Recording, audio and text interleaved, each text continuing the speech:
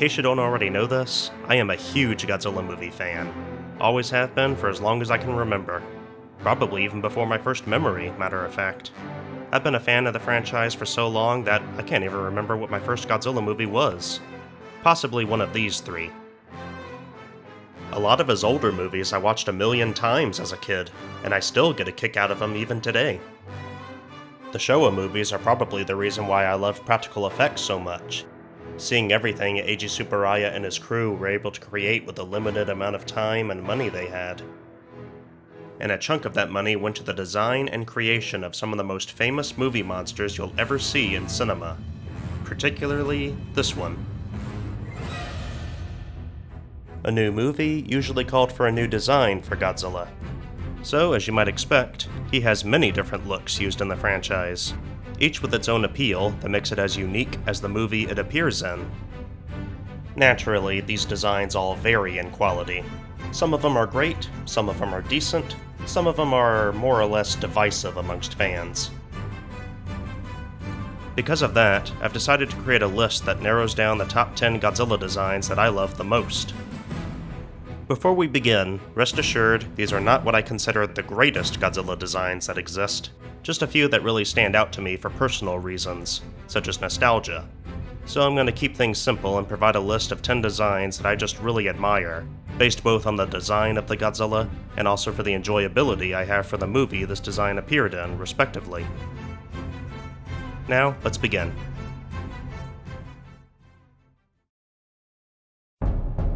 Number 10. Legendary Godzilla, also known as Garagoji, or 2014 Godzilla. What a ride it was to finally have an American Godzilla movie that doesn't suck, after enduring a long 16 years of that first attempt by TriStar. Not to mention, a Godzilla design that not only brings its own unique flair, but also has recognizable Godzilla traits. Some people have complained that he looks a little too chubby, or his spines should have looked different, but personally, I've always appreciated the look of the monster. Like I said, it's a Godzilla design that brings its own style to the table, but arguably is still a Godzilla nonetheless. On a side note, third best Godzilla entrance ever. By the way, if any of you are still bothered by the dark picture quality of the movie, the latest 4K Blu-ray release of the movie has an enhanced picture quality, which substantially elevates the darker scenes from the theatrical cut. Everything that used to be too difficult to look at can now be easily seen without issue. You're welcome. Number 9. Soshingeki Goji. People like myself who grew up on the Showa series have such nostalgia when they see the Godzilla suit used in 3 noteworthy entries, along with an admittedly not so well regarded entry. The tall frame, bulky physique, longish neck, round head, and piercing eyes are among various details that describe Soshingeki, and why he's so well loved today. Personally, I have a slight preference for the redesign given to his head in 1969 and used all the way to 1972. I guess because I find it to have a somewhat more menacing and sinister look, in comparison to the 1968 counterpart. Appearing in 4 different movies, it's not hard to understand why this design is a fan favorite, especially for this guy right here. Number 8. 84 Goji. When Godzilla was finally brought back after a 9-year hiatus, and in a film that started a brand new continuity, and brought the franchise back to its darker roots, it's only natural that he was given a freshly new design to reflect the tone. While I initially felt mixed about the look of the suit, it steadily grew on me over time. It radiates the malevolent energy of the monster that put Toho and Japanese cinema on the map. To an extent, it still carries the charm of the suits from the Showa series, while still giving off a darker vibe. Since the suits in the later entries carried a mostly identical design for the rest of the Heisei series, mostly, there's something special about a Heisei movie with at least one unique Godzilla design that stands out. Growing up with Godzilla 1985, I never watched the Japanese version of the movie until after I saw Shin Godzilla, which I didn't like very much.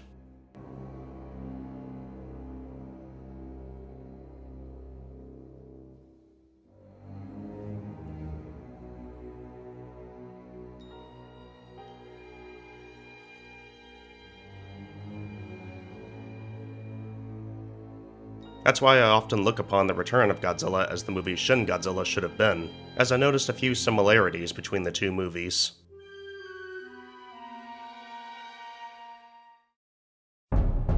Number 7. Bio-Goji. I know I said the sequels after 84 featured Godzilla suits that all look nearly identical to each other, with one exception. But 1989's Bio-Goji really hits home with me out of them all. The bulky physique, the yellowish-white spines, the menacing stare in his face, all add so much atmosphere and character to this design of the Big G. Plus, the suit was the blueprint for the Heisei suits and their matching design. By the way, second best Godzilla entrance ever.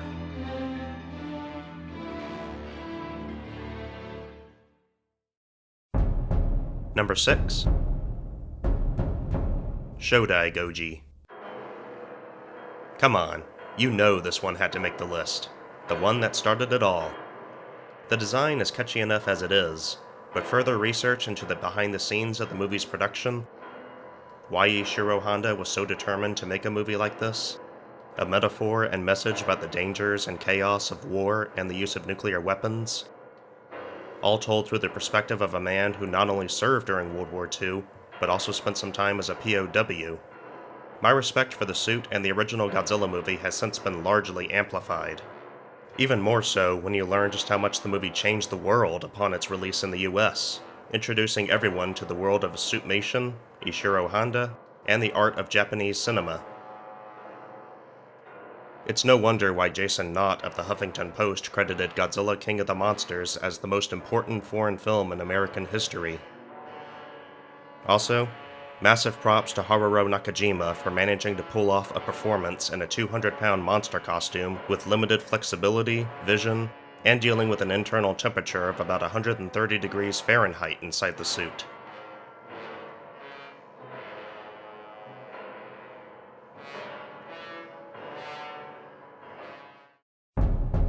Number 5. Mosa Goji. I've always had a peculiar fondness for this suit. The tall and slender body that really shows off Godzilla's height, the flat snout that occasionally wobbles around when he roars, which was because of an accident that occurred on set. And I especially love the golden eyebrows. I've heard one or two people say the eyebrows stand out too much, but I think they're effective in making Godzilla appear malevolent, the way he was created to be. Mothra vs. Godzilla was one of my earliest Godzilla movies I watched as a child. A time when I really didn't like it when Godzilla lost to his enemy in the end. So, naturally, the movie didn't sit well with my childhood self.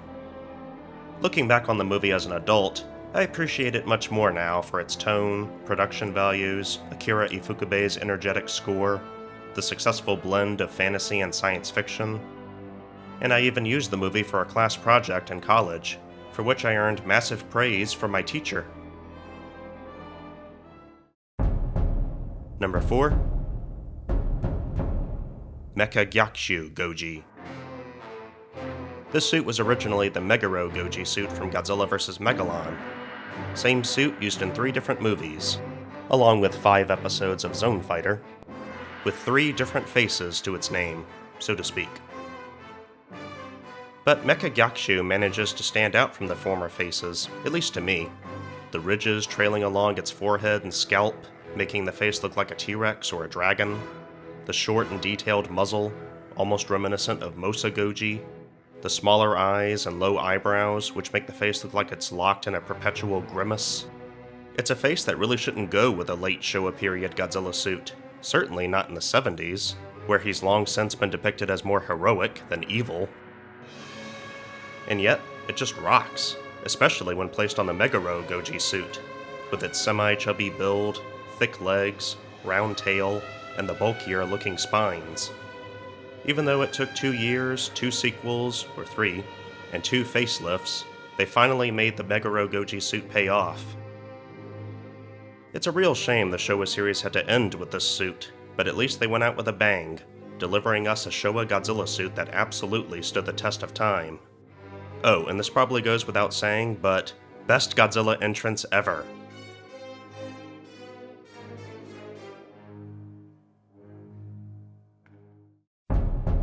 Number 3.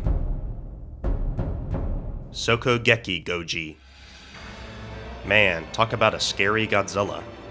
The pale-looking, almost ghost-like eyes, the heavy build, the remarkably tall stature, even towering over the likes of King Ghidorah for once.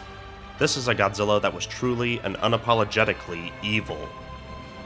It's also kind of nice that the spines look more simplistic this time around, like the designers decided to go back to the Heisei style of Godzilla spines, giving the suit a more nostalgic appeal. To top it all off, they even gave him back his signature blue heat ray, and made it more powerful than ever.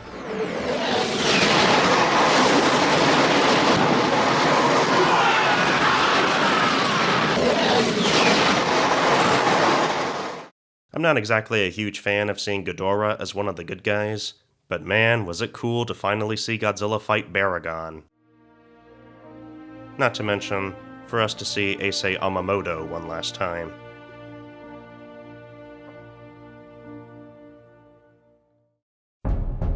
Number 2. Mirei Goji. My first ever experience seeing Toho's Godzilla on the big screen, and back when I was just 8 years old. And what a sight to remember. Especially with Godzilla looking the way he does here. I mean, this is hands down the most radical new design he's ever been given. His whole body is so heavily built all over, it's enough to show how much he means business without saying a single word. With a build like this, you can practically feel the weight of Godzilla every time he takes a step. Mike Dougherty said it best when he said the spines are Godzilla's crown, and here they never looked more piercing to the eye. Long, narrow, jagged purple shards shaped like an AVP Yautja smart disc. No crown on Earth has ever been more fit for a king. And that face, where do I even begin? The ridges on his scalp and the scales on his face are so thick it looks like his whole head and face are covered with small horns. Those fangs look like they could chew right through titanium metal as if it were cheese. I may be repeating myself here after what I just said about Mecha Gyakushu, but this face legitimately looks so draconian that it makes perfect sense for Godzilla to fire an orange heat ray for once. Does it surprise you that I put this design so high up on the list? Before we continue, here are 3 Godzillas that didn't make the list. I like these designs too, but not enough to put in my top 10. Daisenso Goji. Not as striking as Mosa Goji, but definitely an improvement over the design used in Ghidorah. Though I much prefer the suit's use in Godzilla vs. the Sea Monster, where it has more screen time, and it looks visually striking in the dark, rainy cinematography. Musuko Goji. Yeah, this is definitely one ugly-looking Godzilla, but its ugliness is arguably what helps it stand out. As someone who loves Showa goofiness, I've always had a special fondness for this suit. I'm really glad Toho gave it a second chance in Godzilla vs. Gigan, where I believe they did it justice. The suit looks really catchy when it's soaking wet and captured in dark lighting, with fire going off around it. Plus, he looks pretty dope when he's standing next to Anguirus.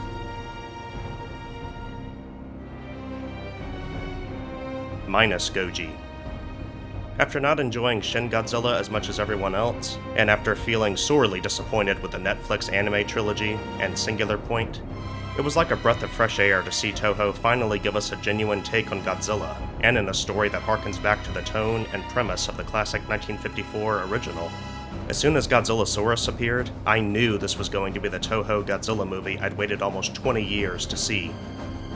Hollywood needs to study this movie, so they can learn how to properly make a $100 million or $200 million movie with just $10 million, and still manage to win an Oscar. If you're wondering why this one didn't make the list, it's mostly because the movie is still brand new, so I don't have as much nostalgia for it as the other designs on the list. Number 1. King Goji. If there's a Godzilla that always hits me with enough nostalgia to turn me back into a child, believe me, it's the one from King Kong vs. Godzilla. I might as well not even go into specifics about what I like about this design, because I'd just be repeating the same thing I said about Mirei Goji, other than the spines, of course. It sure wouldn't surprise me if suit maker Shinichi Wakasa based the design of Mirai Goji off of King Goji. Aside from the superficial characteristics, the suit does bring me back to my childhood, as King Kong vs. Godzilla was actually one of my earliest experiences with Godzilla. And so, it was a movie I watched quite a bit at the time. It's kind of ironic though, because back in those days, I actually disliked the movie.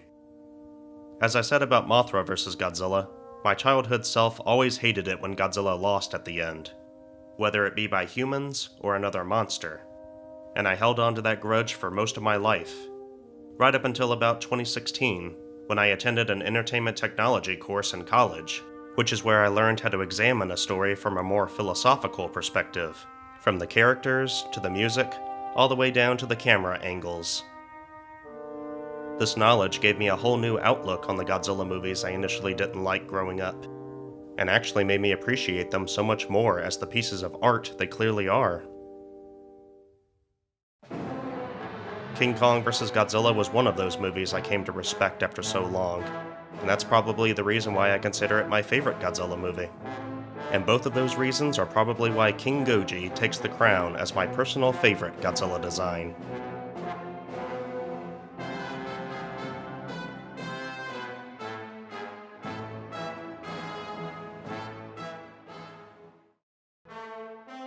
Now, what say all of you? Do you like my list? What are some of your favorite Godzilla designs? Do you have any special memories of any Godzilla movies? Let me know in the comments. Better yet, make your own video of your favorite Godzilla forms.